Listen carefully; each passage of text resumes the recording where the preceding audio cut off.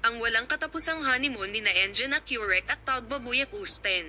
Si Engin Akurek, na huling lumitaw sa harap ng kamera kasama ang kanyang mga serye sa TV, ay nagpropose sa aktres na si Tagbabuyak Usten, kung kanino siya ay umibig sa loob ng halos 5 taon, noong araw ng mga puso. Pinag-isa ni na Engin Akurek at Tagbabuyak Usten ang kanilang buhay noong nakaraang buwan. Pagkatapos ng kanilang honeymoon, bumalik ang mag-asawa sa sikat na holiday destination. Ang sikat na aktor na sina Engin Akurek at Tagbabuyak Usten ay ikinasal sa SESMI noong Hunyo, at hindi iniwan ng kanilang mga pamilya at kaibigan ang mag-asawa, na magkasama ng halos 5 taon, na nag-iisa.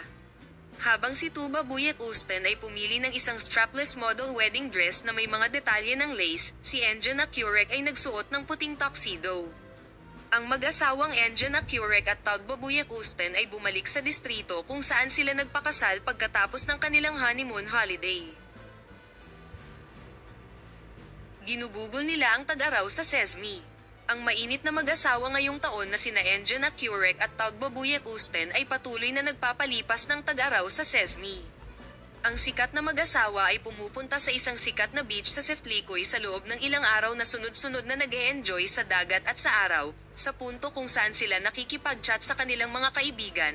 Ang gwapong aktor kung minsan ay lumulubog sa tubig kasama ang kanyang asawa. At kung minsan ay gumugugol ng oras sa kanyang malalapit na kaibigan at nakikipag-chat habang lumalangoy. Si Artichoke, na maingat sa paglangoy sa dagat, ay lumangoy nang hindi hinubad ang kanyang paddle slippers.